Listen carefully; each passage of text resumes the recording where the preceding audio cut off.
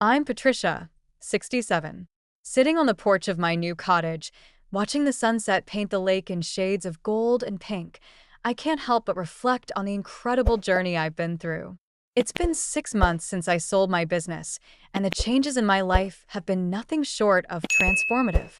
6 months ago, I received a handwritten letter from my daughter, Lily. In it, she apologized for taking me for granted and finally understood why I sold the business. She wrote about the hardships she and her husband, Ryan, had faced after the business sale.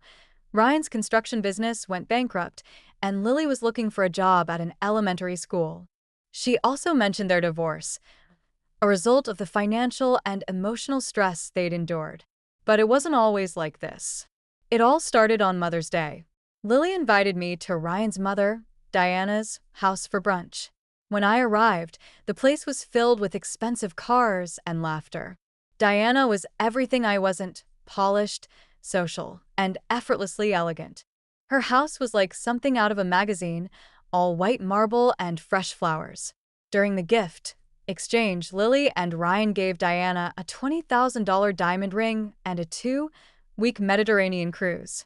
The joy on Lily's face as she presented the gifts was palpable.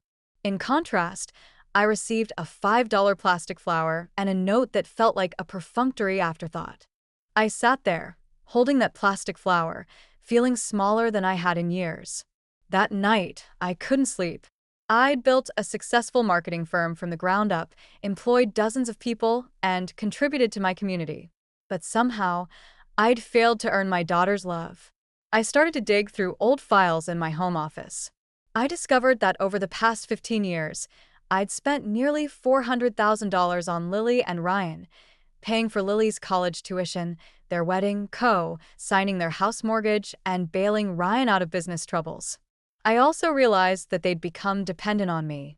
Ryan's construction company maintained the grounds of my commercial properties, and I paid him well above the market rate. Lily did part-time bookkeeping for my smaller clients and earned a good income with very little effort. They saw me as an ATM, not as a mother. The next day, I made a decision that would change everything. I called my attorney, Mr. Thompson, and told him I wanted to sell my business. He was shocked, as just a few months ago, I was talking about expanding the business and bringing Lily in as a partner.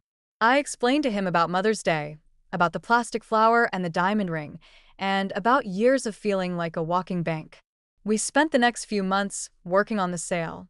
I started making subtle changes in my business arrangements. I told Ryan I was considering switching to a different construction service for my properties, and I informed my smaller clients that they'd need to find new bookkeepers as I was restructuring my referral system. Lily called me that evening, worried about losing her clients. I told her I was just simplifying my business operations. Over the next few weeks, she and Ryan started to sense that something was wrong. Ryan called me, asking if I was selling the business, and Lily showed up at my door, frustrated and confused. One day, while I was at Mr. Thompson's office signing the preliminary purchase agreement, a call came from a firm handling the due diligence for the acquisition. They'd called my home number, and Lily had answered, pretending to be my assistant and giving them permission to discuss the details. I was furious. When I got home, I found Lily in my office, surrounded by papers. We had a heated argument. I told her that I'd been subsidizing their lives for too long and that it was time for them to stand on their own feet. She begged me not to sell the business, but I was determined. The next day, she called me 28 times, using every tactic, pleading, bargaining, threatening, to try and stop me. But I held my ground. I knew that real love sometimes meant saying no, letting people struggle so they could grow. And now, sitting here on my porch, I'm content. I've set up a trust for my grandchildren's education, and I've paid off Lily and Ryan's house mortgage as a final severance. I've started new hobbies like pottery and joined a book club. I've made friends with my neighbor, Susan, and her relationship with her children is a beautiful example of what a family should be: natural, reciprocal, and built on genuine affection. I'm still healing from the wounds of the past, and I haven't replied to Lily's letter yet. Some wounds need time to heal, and some relationships need space. But I'm hopeful that maybe someday We'll find our way back to each other. Now, I'm curious about you who listened to my story. What would you do if you were in my place? Have you ever been through something similar? Comment below. And meanwhile, I'm leaving on the final screen 2 other stories that are channel favorites, and they will definitely surprise you. Thank you for watching until here.